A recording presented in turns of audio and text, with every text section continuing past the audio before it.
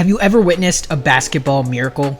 Because that's what happened last night when I saw Trayce Jackson-Davis hit the court and dunk on Victor Wembanyama. In the world of basketball, there are players and then there are legends. And the story of Trayce Jackson-Davis is one that might just be one of a Warriors legend. A team that has been struggling without their star Steph Curry, TJD, a powerhouse in the second round of last year's draft, seemingly dominated with 13 points and 10 rebounds. Every jump, every dunk, every strategic move was a testament to his rising legacy on the Golden State Warriors and maybe the future big that the Warriors need. In today's film review, we're going to talk about everything TJD and why I'm so excited to see him on this Warriors team and what dimension he provides that no other player on the Warriors can provide. In this first clip right here, we're going to see Chris Paul dribbling the ball up the floor. Now, his connection with Chris Paul, TJD and Chris Paul, is just incredible. Right here, what you see is Victor Wembanyama is going to play a drop coverage. And the reason I think Trayce Jackson-Davis is going to do well in future games as well when running this is, put simply, Victor Wembanyama is an alien. He's able to essentially cover most of the space by the rim, even while being all the way up, almost by the free throw line, and still maintain distance between Chris Paul so that he can potentially contest the shot. This alien-like ability, though, is no match for Chris Paul's ability to put the ball up high and have Trayce Jackson-Davis grab it and slam it down. This type of play is what makes Chris Paul so effective with a big like Trayce Jackson-Davis. But that isn't all. In this next clip right here, what you're going to see is a little bit more of Chris Paul and Trayce Jackson-Davis once again, specifically in transition. Chris Paul has this ball kind of going up the floor, and we have Jeremy Sochan who guards him right here. It seems like Brandon Podziemski's job right here is to essentially clear out to the three-point line to maybe give Chris Paul an option to drive. We have TJD, who's the big man for the Warriors here, running down the court. It seems like that's the reason Brandon Podziemski wants to flare out. He's 3 for 3 from 3 this game, and Trayce Jackson-Davis obviously is going to be better around the rim than Brandon Podziemski. As this play runs right here, Chris Paul looks towards a cutting Wiggins, hands him the ball, and Wiggins is in a pretty good position here because Chris Paul is open right here. It seems like Chris Paul is pointing right over here and saying that he's probably going to go over here, or that Andrew Wiggins should potentially pass it to Podziemski on the weak side of the court. This is kind of a transition possession, so it's kind of a scram type of switch. Instead, Andrew Wiggins decides to take it into two Spurs players. Maybe not the best decision, but definitely drawing two leaves Chris Paul pretty wide open on this play as well. But Andrew Wiggins doesn't really realize that. He tries to take it up over, and he ends up missing the shot, but by drawing two and having an elite rebounder like Trayce Jackson-Davis, he's able to essentially allow for Trayce Jackson-Davis to grab this rebound, and he puts it back up over somebody like Wemby, and that's why he probably had to go up so strong with that ball. In this next clip right here, what we're going to see is Trayce Jackson-Davis running the post-split action. This is something they often run with Warriors player Draymond Green, but here they're going to be using Trayce Jackson-Davis. He's obviously matched up with a little bit of a smaller player in that of Jeremy Sochan, but it seems like Brandon Podziemski is running over here to potentially get the ball. Collins is supposed to probably be guarding Trayce Jackson-Davis, but they likely got switched earlier in the play, and this is why they've set up Trayce Jackson-Davis in such a position. Now, in this position, Draymond Green would not be much threat to score, but Trayce Jackson-Davis might just be a little bit different than Draymond Green, and Jeremy Sochan might be unfamiliar with his game, you might say. So essentially here, Trayce Jackson-Davis seems to fake the handoff to Brandon Podziemski. Seems like Collins doesn't really have any interest in this play and is just trying to make sure that if they were to go to the rim, he'd be able to defend it. After all, he's not really used to guarding guards, to be honest.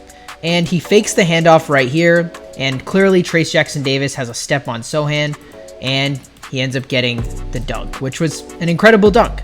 But that's not the best one he has in his bag.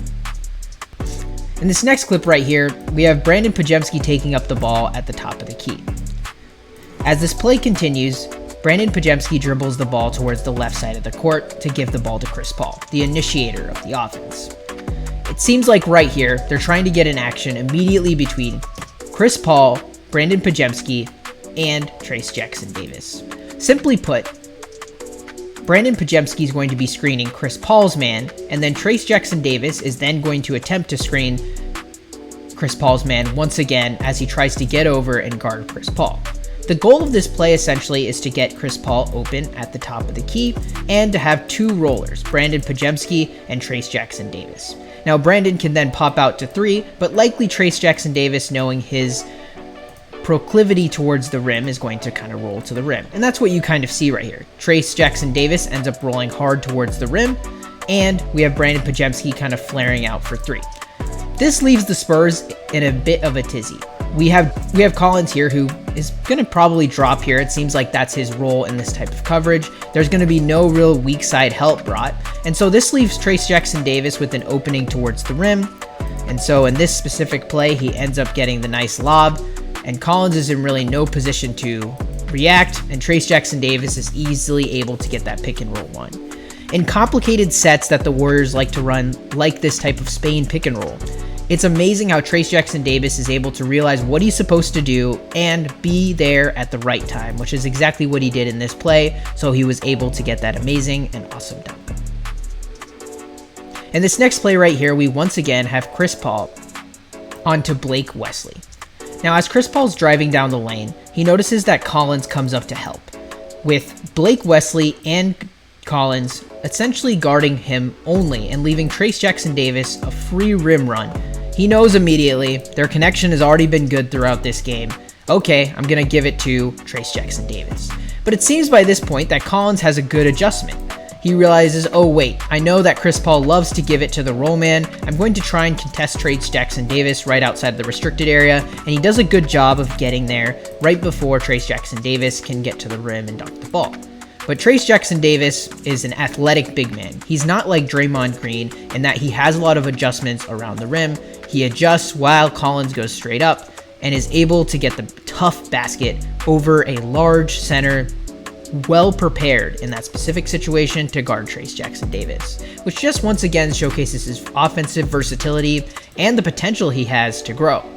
In this specific play, they're going to utilize Trayce Jackson-Davis a little bit differently here. They have him at the top of the key, he's guarded by Victor Wembanyama, and it seems like the goal in this specific play and why Trayce Jackson-Davis is at the top of the key is to make sure that Victor Wembanyama is not in the paint, because he is such a great defensive player around the paint, and you can kind of refer to one of our earlier videos where we discussed this, but this makes it so that there's a lot of space in the painted area.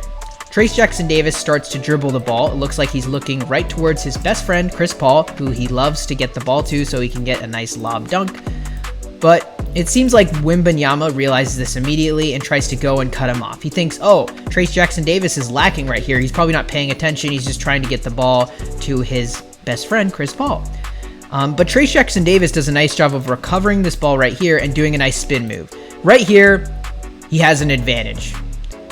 And he wants to make Victor Wembanyama realize what he did wrong. And he's able to get to the rim and put down that huge slam dunk that essentially ended the game last night. And really showcased to a lot of people, I think, who Trayce Jackson-Davis is and why his game is so important to the Golden State Warriors. If you guys like this content, please like and subscribe and comment below for your thoughts on new Warriors rookie Trayce Jackson-Davis. Thank you.